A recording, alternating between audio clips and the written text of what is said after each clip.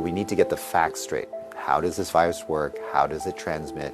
Where does it want to go? And let's protect ourselves. I'm Dr. Peter Lin. I'm a family physician in Toronto, Canada.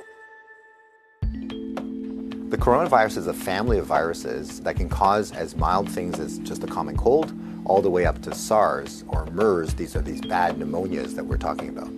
And basically what these viruses are, they look like a tennis ball with all these spikes sticking out of it. And depending on the type of spike, it allows that virus to attach to certain places. So some viruses, they have the spike that attaches to your nose. So basically you just get a common cold. But the SARS virus and this new virus that we're talking about has the spike that allows it to attach to the cells in your lung. And when it attaches there, it puts in information to make photocopies of itself. So it uses our equipment to make more viruses. I'm declaring a public health emergency of international concern over the global outbreak of novel coronavirus. Most of the coronaviruses live in animals. In this particular case, it was from Wuhan. There was a fish market where they were selling live animals. And the thought is that the virus was in a live animal, then it crossed into a human. But then what we found was that people were getting sick in terms of healthcare workers, in terms of family members that were looking after them, which now meant that the virus can pass from human to another human.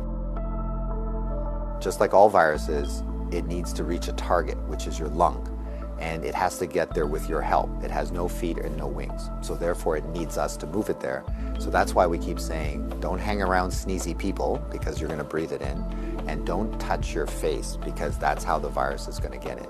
The masks are helpful, but they're not necessary because they're leaky. The ones that you and I buy basically have pockets here, so therefore the virus can get in. What the masks really do is they stop us from touching our face. If you're sick, we tend to mask you, so therefore you're not spewing out the viruses to other people sitting around you. The true people that have the real masks are the N95. Those are sealed. These are for the doctors that may be caring for the patients.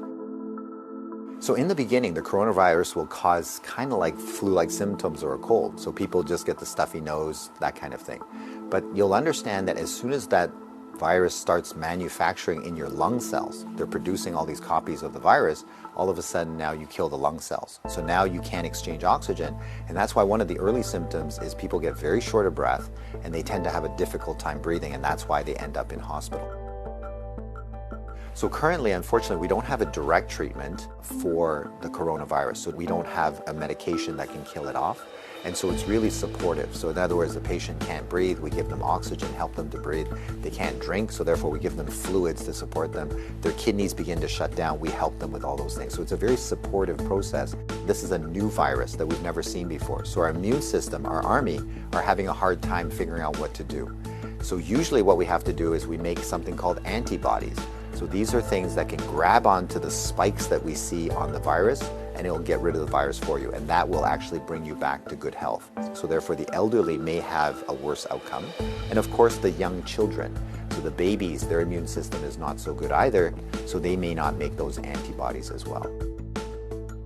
So just remember, your hands may be with virus. Virus cannot hurt you because it can't get through the skin, but the moment I do this, now I've brought the virus right to where it wants to go. So let's remember not to touch our hands to our face. So let's say you think that you might have been on a plane or you might have bumped into somebody that has it. What should you do? So the first thing is to contact a healthcare worker to tell them that potentially you have it. If you're feeling symptoms and you're going to go into a facility, call ahead. Okay, so whether you're calling the paramedics or whether you're calling the hospital or your doctor, just mention that you were on a flight. If you don't have any symptoms, then what we do is a little bit of a self-quarantine. In other words, we can just keep you away from other people, and so you don't go into parties, don't go with your friends, don't go into public transportation.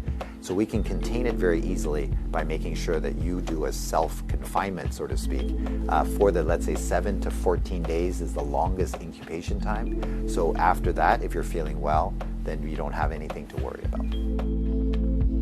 If we get the facts right, then we don't have to be overly worried, but we do the right things so that we don't get the virus ourselves and that we don't pass it on to others. And if we look after each other in this way, this virus will have nowhere to go. It needs us to move it, it needs us to make copies for it, and if we don't help it, then the virus will stop.